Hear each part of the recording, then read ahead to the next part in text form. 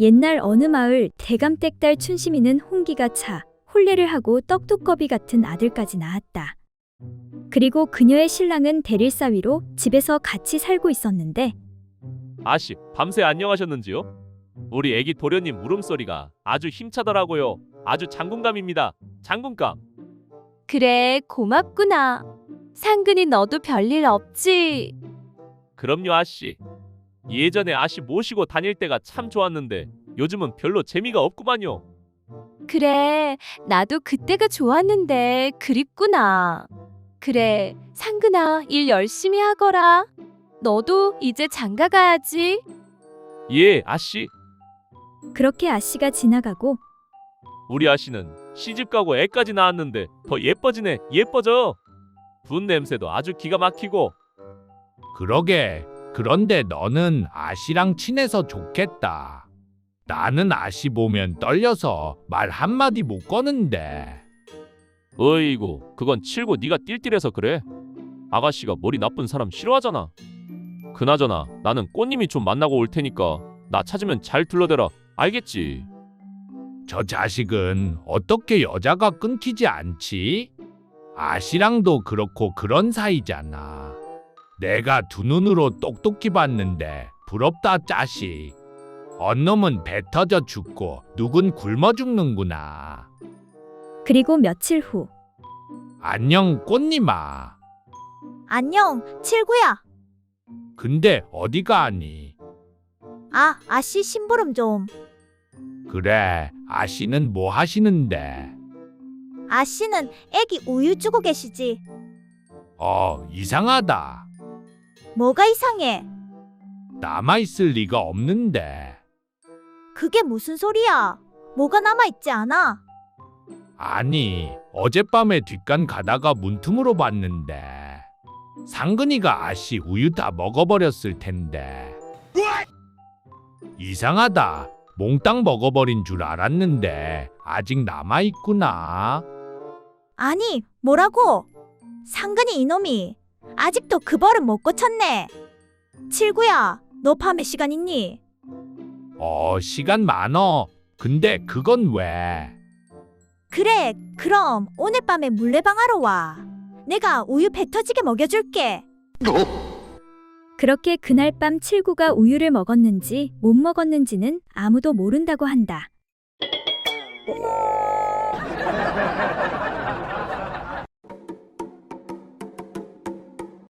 옛날 어느 절에 인색하기로 소문난 주지 스님이 있었다. 이 스님은 세격도 심해 아랫마을 김과부와 눈이 맞아 좋게 지내게 되었다. 스님, 너무 자주 오시는 거 아니요? 내 오랜만에 내려왔는데 그리 말하면 섭섭하오. 그리고는 김과부가 해오는 엿이나 떡을 다락에 감추어 놓고 다른 중들 몰래 혼자만 먹곤 하였다. 이 사실을 알게 된 젊은 사미승 하나가 배리 꼴려 견딜 수가 없었다. 그래서 어느 날 스님이 또 김과부네 집으로 내려간 틈을 타 떡을 모조리 꺼내서 다른 중들과 함께 먹어버렸다. 그런데 먹을 땐 좋았지만 먹고 나자 마음이 꺼림칙했다.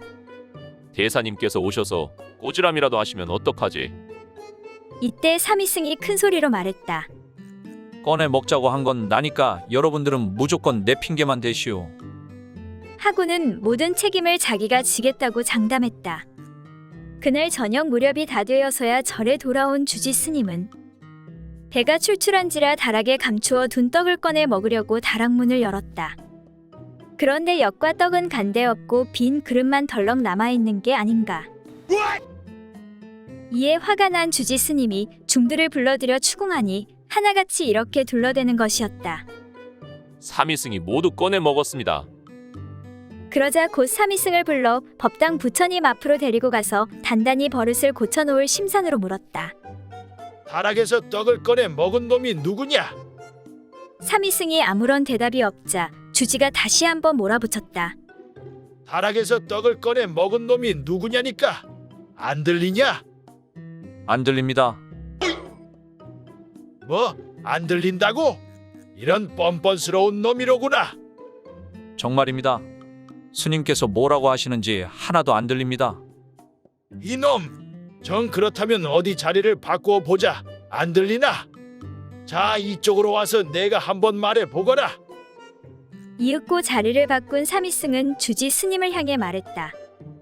대낮부터 아랫마을 김과부랑 자고 온 놈은 누구냐? 주지가 대답할 리가 없었다. 아랫마을 김과부랑 자고 온 놈이 누구냐니까. 그러자 주지 스님이 얼굴을 붉히며 낮은 목소리로 말했다. 과연 이쪽으로 오니까 전혀 안 들리는구나. 이렇게 해서 중들은 위기를 넘길 수 있었다.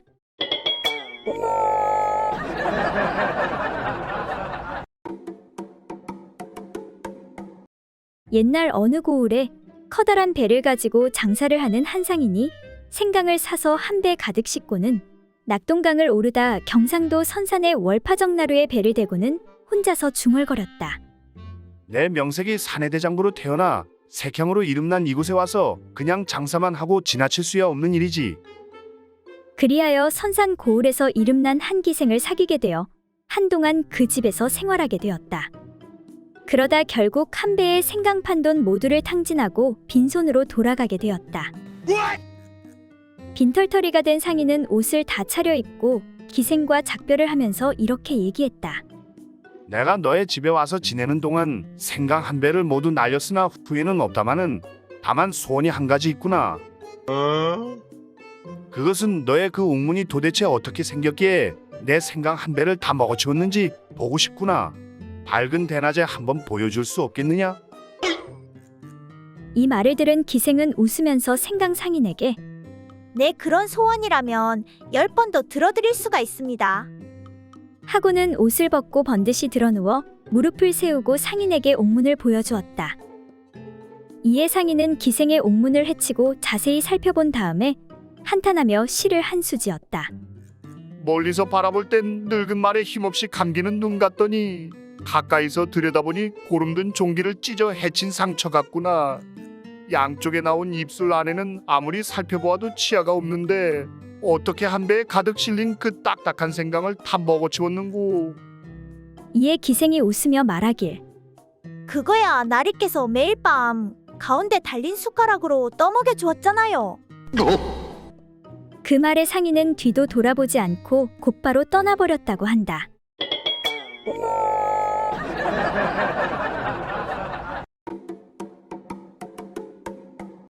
옛날 어느 고을에 조정에서 일을 하던 어리석은 이모 조관이라는 자가 있었다. 그런데 이 이모 조관은 색을 어찌나 밝히는지 여종 중에서도 반반하게 생긴 여종은 그냥 두지 않았다. 그러던 하루는 벌건 대낮임에도 불구하고 여종 하나를 이끌고 마당 정원에 파묻혀 그 짓을 하느라 여념이 없었다. 아이고, 요 이쁜 것 이리 가까이 와보거라. 나으리 누가 보면 어쩌려고 이러십니까? 때마침 근처를 지나가던 하인들이 마당 정원에서 나무 사이로 보이는 그 광경을 잘못 보고는 집으로 침입하려는 도둑으로 오해해 소리쳤다. 야, 이 도둑놈아. 저기 도둑놈이 들었다. 저놈을 어서 잡아라. 하고는 저마다 손에 몽둥이를 들고 곧장 그곳으로 뛰어들었다.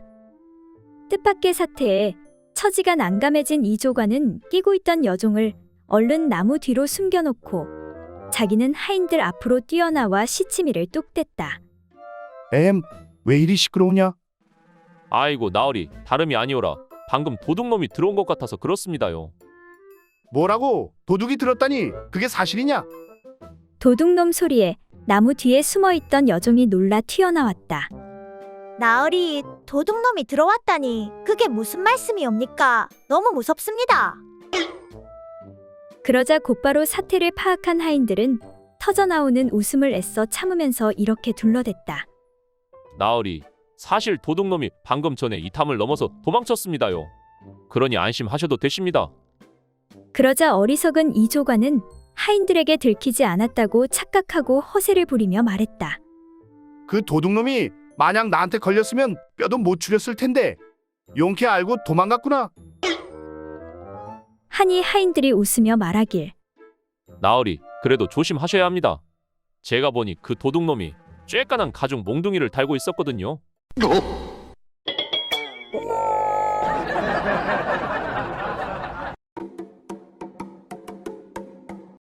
옛날 어떤 선비가 말을 타고 가다 어느 냇가에 이르렀다. 그런데 냇물을 건너려고 주위를 둘러보니 여인들이 쭈그려 앉아 빨래를 하고 있는 것이었다. 선비가 멍하니 여인들을 바라보고 있는 그때 마침 스님 두 분과 마주치게 되었다. 선비가 그 스님들에게 물었다. 스님들, 혹시 글을 아시는지요? 아신다면 저와 같이 시를 한 수 지어보시지요. 하자 스님이 소승들은 배운 것이 없어 능하게 시를 지을 수가 없습니다. 하고 스님이 겸손하게 말하는데 그러지 말고 내가 먼저 한 구절을 읊어볼 테니 스님들이 그 다음 구를 지어보시지요. 선비가 먼저 빨래하는 여인네들을 바라보며 저편 시냇가에 홍합과 조개가 입을 활짝 벌리고 있으니 하고 시를 읊고는 스님에게 다음 시구를 재촉하였다. 그러자 한 스님이 선비님의 시는 고기 종류인 까닭에 저희는 산에 사는 산승이오니 고기 종류로는 답을 못하고 채소 반찬으로 대꾸를 해도 괜찮겠습니까?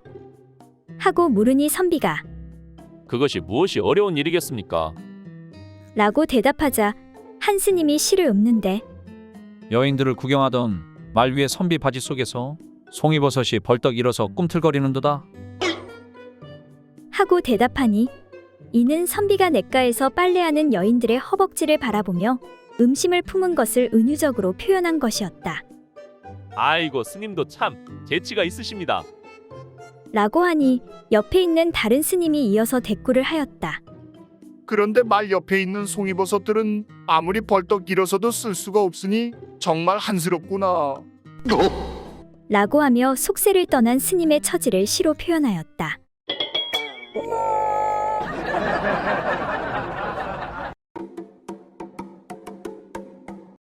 옛날 어느 마을에 어떤 부잣집 노인이 딸 셋을 두었는데 집안 형편이 넉넉할 때 장녀를 시집 보냈으며 그때 신랑의 나이는 22세의 대감댁 자제였다. 그 후 가세가 급격히 기울어져 딸이 혼이 날 길이 없게 되었다가 둘째 딸이 어렵사리 나이 많은 노총각 하나를 구해 신랑을 맞이하게 되니 그 신랑의 나이는 40세 되는 선비였다. 그리고 시간이 더 흐르고 나서 집안 형편이 더욱 어려워져 모든 재산을 날리고 그 많던 종들도 다 떠나고 겨우 하나만 남게 되었다. 그리하여 셋째 딸은 겨우겨우 호라비 하나를 신랑으로 맞이하게 되었는데 그 신랑의 나이는 50세가 넘은 양반이었다. 그러던 어느 날 세 딸이 친정에 모일 기회가 생겨 조용히 얘기를 나누고 있었는데 이런저런 이야기를 하던 중 각자 자기 신랑의 물건에 대한 이야기가 나오게 되었다. 먼저 22세 사내와 결혼한 장녀가 말하기를 우리 신랑의 물건에는 빳빳한 침이 있더라. 육침이. 그러자 40세 부록과 결혼한 둘째 딸이 답하기로 우리 신랑의 물건에는 힘줄 같은 것이 있는 것 같았어요. 라고 말하였다. 그러자 50세 지천명과 결혼한 셋째 딸이 말하는데 글쎄, 우리 신랑은 침도 힘줄도 아니고 다만 힘 없는 껍데기와 부드러운 고기뿐이던데요. 라고 하는 것이었다. 그때 우연히 세 딸들의 그 말을 엿들은 노인이 크게 한숨을 쉬고는 중얼거리며 말하였다. 우리 집안 사정이 낭패를 보아 둘째와 셋째가 육침의 맛을 보지 못하니 그것이 한스럽구나. 정말 한스럽도다. 그때 그 집에 하나 남은 종인 떡새가 노인을 위로하며 말했다. 주인어른, 너무 자책하지 마십시오. 이미 세 아씨 모두 빳빳한 육침을 질리도록 맛보았습니다요.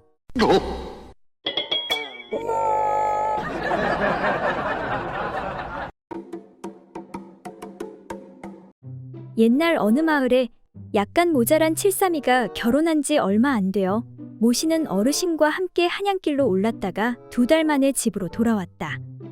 거참, 하도 집에 안 오니까 내 집도 까먹게 생겼네 그려. 그나저나 우리 이쁜 마누라를 오늘 밤새도록 아주 홍군형을 내줘야겠어. 그렇게 칠삼이는 집으로 들어가는데 임자 나왔구려. 아니, 왜 이렇게 빨리 오셨소? 서너 달 걸린다더니. 일이 일찍 끝나서 그나저나 보고 싶었어. 우리 신혼인데 임자 혼자 매일 밤 얼마나 외로웠어? 난 괜찮소. 내 걱정은 하지 않아도 돼요. 내가 안 괜찮소? 오늘 아주 그냥 입에서 장군님 소리 나오게 해주겠소? 어머머, 씻고 오시오. 땀 냄새. 2달간 한 번도 안 씻었소? 아차차, 잠시 기다리시오. 그렇게 대충 씻고 온 칠삼이가 2달간 대감마님 혼자 기생집에서 놀고 나는 밖에서 얼마나 외로웠는지 아시오? 뭐라고요? 아니, 말이 혼나왔네. 어서 이리 오시게. 그렇게 즐거운 행사를 치른 후 이렇게 양기가 넘치는데 어떻게 참았소? 임자, 자네 생각하면서 참았지. 아직 9번 더 남았소. 기대하시구려. 으이구 이 짐승. 그때 이웃집 양반이 문을 두드리며 아 이보시오. 옆집에서 왔는데 거 시끄러워서 도저히 잠을 잘 수가 없소. 이에 칠삼이가 나가 말하길 아, 미안하오. 내 오랜만에 마누라를 봐서 흥분했소. 이 마을이 조용하다길래 이사 왔더니 밤이면 밤마다 허구한 날 절구질 소리에 여인네는 울어대지. 아, 미안하오. 앞으로 조심하겠소. 내 들어보니 이 집 소리가 제일 커. 한 달 동안 매일 밤 쉬지 않고 울어대니 잠을 잘 수가 있어야지. 아니, 뭐라고요? 그 말이 사실이요? 아무튼 한 달 동안 울었다니 다행이구려. 하마터면 내 이쁜 마누라를 의심할 뻔했소. 아니 그건 또 무슨 말 같지도 않은 소리요? 그러니까 내가 집을 2달 비웠으니 아마 다른 여자가 와서 한 달간 울고 갔을 것이오.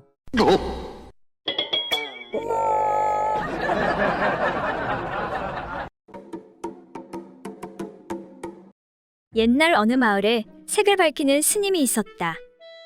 어느 날 스님은 아랫마을에 갔다가 한 과부를 보고 흑심을 품게 되었다.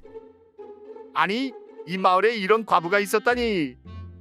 스님은 어찌저찌하여 과부의 집을 찾아갔다. 지나가는 승려이온데 오늘 밤 이 집에 큰 화가 있으니 제가 하룻밤 머물러야 되겠습니다. 그러하다면 그렇게 하시지요. 그렇게 스님은 말도 안 되는 이유를 대고 과부의 집에서 하루 저녁을 머무르게 되었다.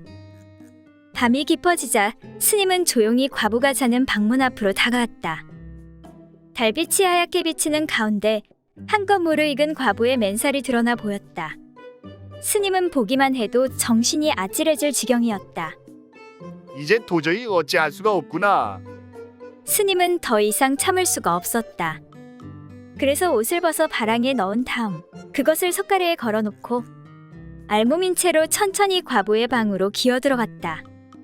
그런데 마침 과부도 잠에서 깨어나 있었다. 여태껏 쭉 스님의 동정을 살피고 있던 과부는 스님이 다가오는 것을 보고 기쁜 나머지 2손으로 힘껏 끌어안아 넘어뜨려 버렸다. 갑작스런 과부의 행동에 스님은 무척 당황했으며 한편으론 덜컥 겁이 났다.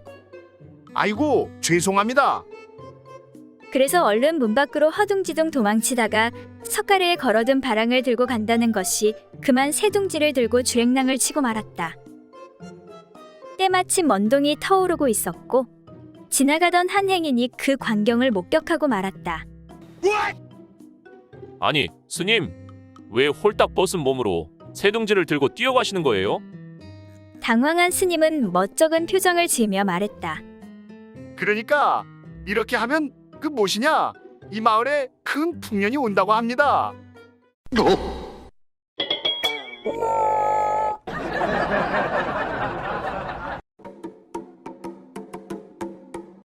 옛날 어느 과부가 대릴사위를 얻게 되어 하나뿐인 외동딸을 시집 보내게 되었다. 그리하여 옆방에 신방을 만들어 순진한 외동딸과 사위의 보금자리를 만들어 주었다.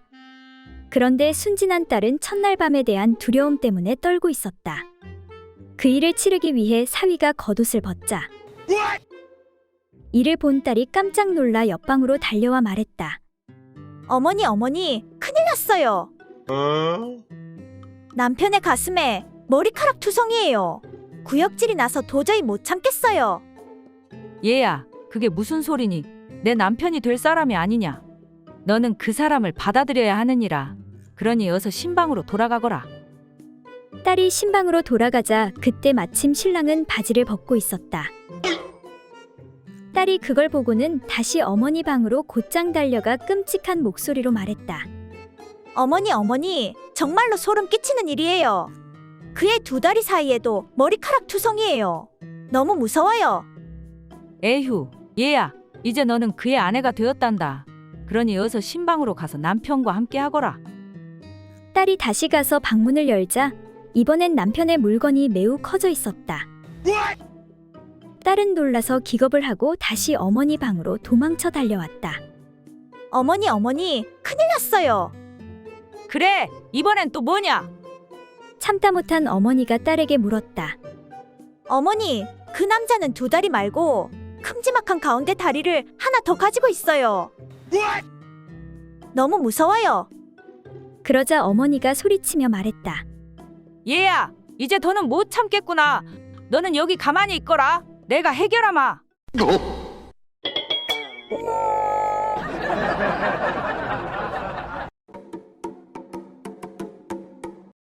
옛날 아주 더운 어느 여름날, 옷을 벗고 낮잠을 자고 있는 아버지의 그것을 딸아이가 보고 말았다. 궁금한 딸아이가 어머니에게 어머니, 저한테는 없는 아버지한테 달려있는 저것이 뭐예요?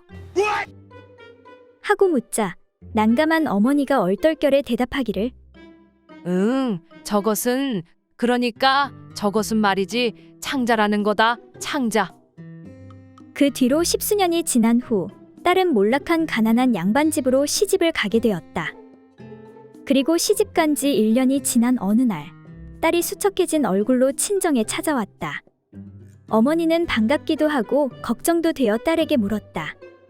그래, 시가 떼기 가난한 살림이라 여러 가지 어려운 게 많지. 하며 걱정하며 물었다. 그러자 딸이 대답하길 어머니, 걱정하지 마세요. 이번에 서방님이 과거에 급제하여 이제 집안이 먹고 살만해졌어요. 그래, 그거 정말 다행이구나. 군뱅이도 구르는 재주가 있다더니. 그런데 얘야, 근데 너의 표정은 왜 그리 어두운 것이냐? 하고 어머니가 물으니 딸이 한숨을 쉬며 대답하길 집구석이 먹고 살만해지면 뭐 하겠어요. 서방님의 창자가 하도 시원찮아서 행복하지가 않아요.